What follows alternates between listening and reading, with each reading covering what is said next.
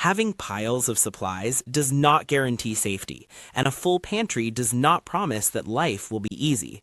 In the deep, quiet stretch of prolonged instability, the metric of success is not how much you own, but what you are actually capable of using when you are exhausted. This conversation is not about acquiring rare tactical gear or expensive generators. It is a closer look at the very ordinary, often overlooked items that experienced individuals quietly stockpile. They do not do this to hoard, but for a single profound reason. These items prevent the struggles of today from becoming a crushing burden on tomorrow. When the world outside grows loud and unpredictable, the most dangerous threat inside your home is not necessarily starvation. It is a slow, creeping erosion of will, a silent exhaustion that robs you of the strength to keep going. We are going to explore specific tools that act as a breakwater against this tide of fatigue, focusing on the psychology of endurance as much as the logistics of survival. The first critical item on this list is basic vitamins. To understand why this matters, we must ask what makes a person collapse when a crisis drags on for months. There is a specific type of exhaustion that is incredibly dangerous because it does not arrive with a bang. It is not the result of a single catastrophic event or a sudden injury. There is no sharp pain, no fever, no clear signal that screams for a doctor. Instead, it arrives like a fog, slowly and quietly. By the time you realize something is wrong, your body is already significantly weaker than it was just a few weeks prior. This phenomenon is often called hidden hunger, and it shows up most clearly in the dark, cold months like January.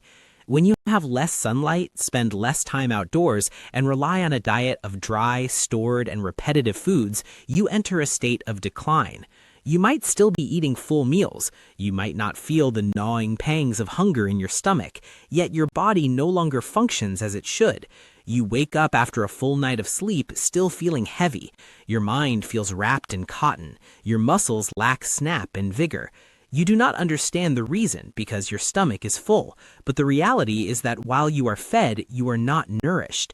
This is not a lack of calories, it is a lack of vital micronutrients. During prolonged periods of instability, the thing that wears the human machine down the fastest is this invisible micronutrient deficiency. This is particularly acute for those over the age of 50, a demographic where the body's natural ability to absorb nutrients from food has already begun to wane. A lack of sunlight leads to a drop in vitamin D, which regulates not just bone health, but mood and immune function. A diet of rice and beans, while filling, can lead to B vitamin deficiencies that cause lethargy and brain fog. A weakened immune system makes the absence of vitamin C devastating, turning minor scratches or colds into lingering health issues. These deficiencies do not knock you down in a day. They erode you. After a few weeks, you notice that you just don't have the patience you used to. After a few months, your joints ache, your temper is short, and your reaction times slow down. In a survival scenario where mental sharpness is your primary asset, this biological dulling is catastrophic. Smart preppers do not view vitamins as optional health supplements for the wealthy. They view them as essential maintenance, exactly like changing the oil in an engine. You do not wait for the car to seize up on the highway before you add oil. A daily multivitamin during a crisis does not make you feel like a superhero instantly, but it stops the slide. It keeps the machinery of your body from grinding to a halt. It is the difference between thriving and merely existing. It ensures that when a real challenge arrives, your body has the raw materials to respond. Vitamins are small, lightweight, shelf-stable, and silent, but they are the foundational layer that makes all other preparations possible. The second item is simple, dry noodles. This choice often confuses people who focus on maximizing nutrition, but we must look at the reality of low energy days. When the body only has enough strength to barely function, there will be days when you are not physically hungry, yet you possess absolutely no desire to eat. This is not because the pantry is empty. The house might still have 50 pounds of rice and buckets of beans, but the sheer mental and physical effort required to soak, boil, season, and monitor those foods feels like climbing a mountain. Your back hurts, the house is cold, your spirit is low, and the energy inside you feels completely depleted just from the act of waking up. This is a psychological wall that very few people prepare for. They prepare for the day of panic, but they do not prepare for the Tuesday of exhaustion. They do not prepare for the day when the body sets a hard limit and says, "Not today." There is a story of a person who, during a difficult time, stood in their kitchen with a back spasm so severe they could not stand at the stove for more than a minute. They looked at the bags of raw grain, then closed the cupboard, ready to skip the meal entirely. In the end, they found a simple packet of instant noodles. It was not a healthy meal, it was not a balanced meal, but it was a meal that required 3 minutes and 0 effort. Because of that meal, they had the calories to face the next morning. Simple dry noodles exist for this specific function. They are the emergency eject button for a bad day. They are not meant to nourish the body for the long term or to be a staple of your diet. They are there to block a dangerous downward spiral where you start skipping meals because you are simply too tired to care. When you skip a meal in a high-stress environment, your blood sugar drops, your mood sours, and your decision-making ability plummets. One broken day leads to a harder tomorrow. Dry noodles do not make you stronger, but they stop you from getting weaker. Mentally, their value is immense. They offer a small victory. At least today, I ate. That tiny sense of accomplishment is enough to keep despair at bay. Compared to complex cooking, dry noodles are inferior, but as a fallback when the better options feel impossible, they are priceless. They require less fuel, less water, and almost no patience. They ask nothing of you. The smart stockpiler asks, on the day when I want to give up, what is the easiest possible way to keep going? Dry noodles are the answer to that question. They sit on the safety edge of your preparations, guarding you against your own fatigue. The third item is tea bags. This speaks to the need for a pause, not a jolt, during the long grind of instability. The modern reflex when energy flags is to reach for caffeine, sugar, or high-energy stimulants. We are conditioned to push through. But in a prolonged crisis, the problem is rarely a lack of energy. It is that the energy is being burned inefficiently by anxiety and stress. Older generations understand this intuitively. The more you stress, the harder it is to sleep. The more you worry, the faster your heart races, weakening your digestion and spiking your blood pressure. Turning to strong coffee or stimulants in that state is like pouring gasoline on a fire that is already burning down the house. You do not need to be more alert, you need to not burn out. Tea bags operate on the opposite end of the spectrum. They are not there to wake you up, they are there to slow you down just enough to regain control. A warm cup of tea is a signal to the body. To an outsider, it is just hot water flavored with dried leaves. But to a body that has been vibrating with cortisol and adrenaline for weeks, it is a chemical command to stand down. The ritual of holding a warm cup forces the breathing to deepen. The heat settles the stomach. The heart rate slows. The body understands that for these 10 minutes, there is no immediate tiger to fight. This concept is almost never discussed in survival manuals. In a long-term crisis, chronic stress is a killer more efficient than hunger. Being in a state of high alert 24 hours a day dissolves the body from the inside out. Tea bags do not fix the broken world outside your window. They stop you from breaking apart inside your home. For those living alone, the evening tea is a companion that breaks the silence without the need for alcohol or sedatives. For couples, it creates a space where they can sit together without the pressure to talk or solve problems. For families, it shows children that the adults are calm, which is the most powerful sedative for a frightened child. Smart preppers choose tea not for its flavor profile, but for its stability. It is lightweight, cheap, and lasts almost forever. But its true utility is in crisis management. On a chaotic day, tea gives you a 10-minute window of control. Sometimes the most important survival skill is not shooting or running, but remaining calm enough to avoid a fatal mistake. Tea bags are the tool for maintaining that humanity when the pressure is trying to strip it away. The fourth item is dry seasonings. This addresses a subtle but devastating enemy called appetite fatigue. What determines whether you survive is not just having food, but having the will to eat it. There is a strange phenomenon that occurs after weeks of eating the same survival rations. It is not that the food is gone, it is that you open the pot, look at the gray, flavorless mush inside, and simply cannot force yourself to take a bite. This loss of appetite does not happen on day one. It creeps in slowly. You cook the rice, you look at it, and you feel a wave of revulsion.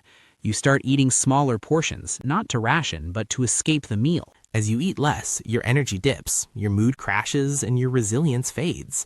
For someone living alone, this is a fast track to depression. The meal, which should be a source of comfort, becomes a chore. For a family, the dinner table becomes a silent, grim place where everyone is just trying to get it over with. Seasonings are the antidote to this psychological poison. They do not add calories, but they add meaning. They turn a bucket of calories into a meal. For a family that is always cooked with specific flavors, the smell of garlic powder, the heat of chili flakes, or the savory depth of bouillon is a link to the old world. It triggers memory. The brain recognizes the smell and signals that this is safe, this is home, this is normal. Taste is the anchor that keeps people attached to their meals. Without variety, rice and beans become indistinguishable from sawdust in the mind. Smart preppers do not stockpile spices to be gourmet chefs. They stockpile them to ensure that 6 months in, they still want to eat. A person who loves heat needs dried peppers. A person who loves savory needs salt and cumin. These small, light powders are the difference between feeding an animal and dining as a human. They extend your psychological endurance. The question is not just how long can we eat, but how long can we stand to eat. Dry seasonings are the answer. They occupy very little space, but occupy a huge role in morale. They are the bridge over the gap of monotony. The fifth item is baking soda. This is the tool that keeps you from wearing down before the collapse even happens. People rarely fall because of one massive blow. They fall because of 1,000 paper cuts. They fall because of the accumulation of small, unresolved miseries. History tells us that in times of war and deep recession, it was never the big solutions that saved people's sanity, it was the small fixers.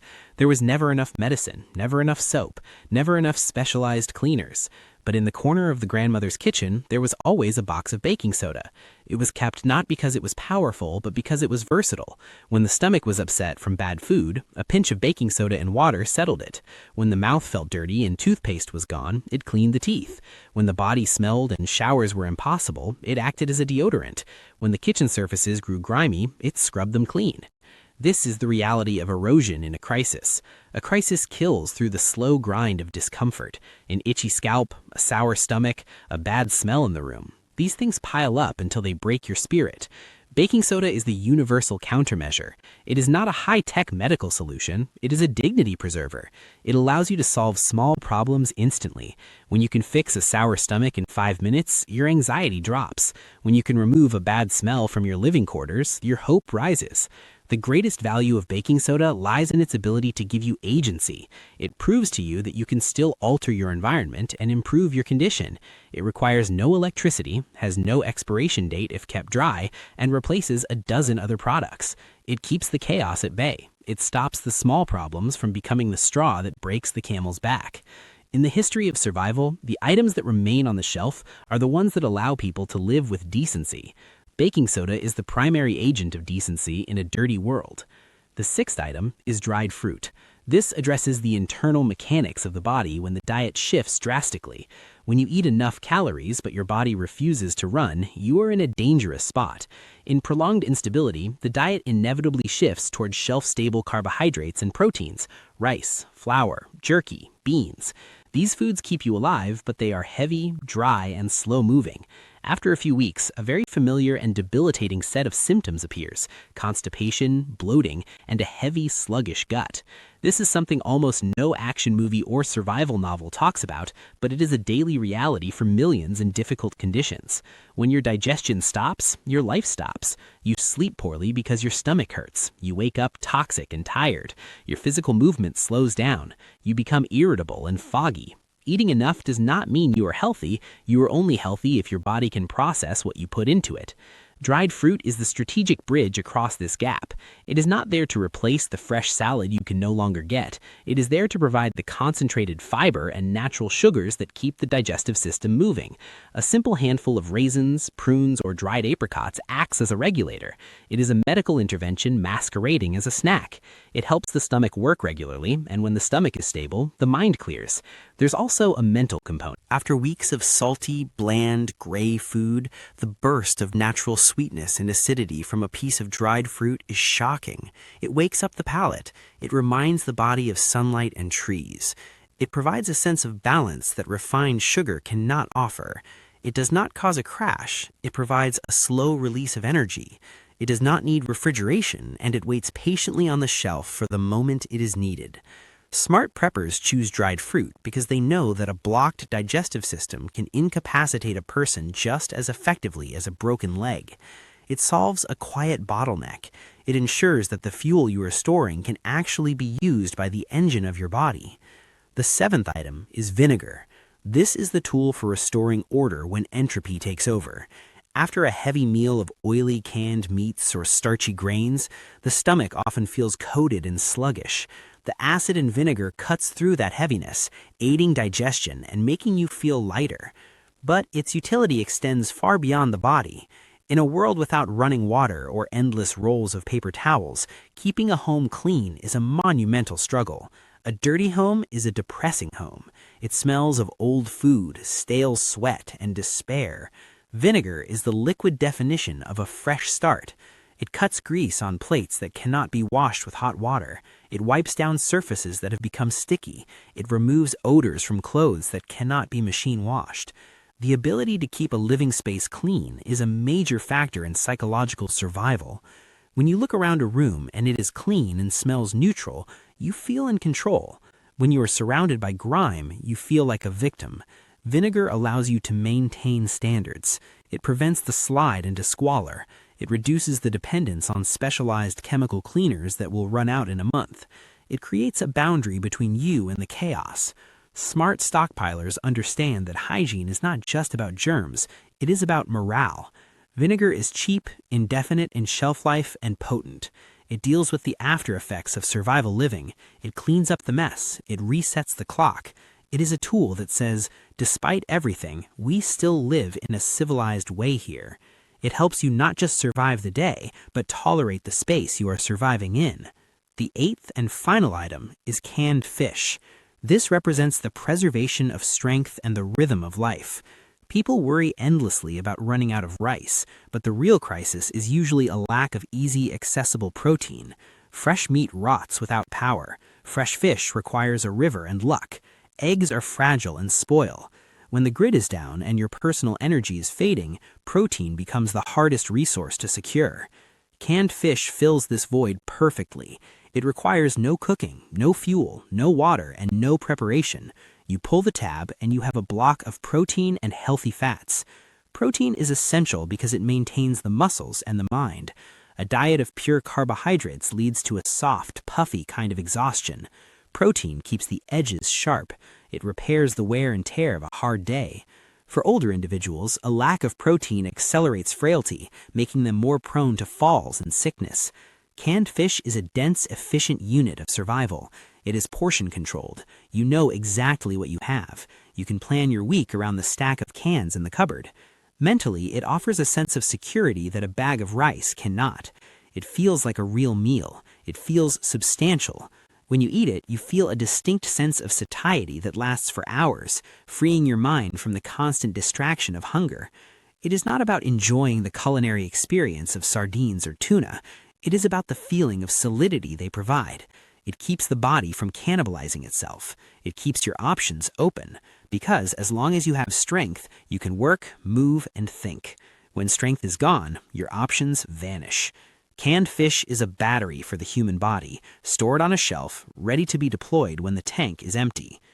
If you have read this far, it is likely because you are not just looking for a checklist, but for a way to structure a life that can endure interruption. You are thinking about how to keep your days lighter, your body stronger, and your mind clearer when the supports of the modern world fall away. That mindset alone puts you miles ahead of the crowd. Preparation is not about fear. It is about designing a life that does not break under pressure. It is about quiet confidence.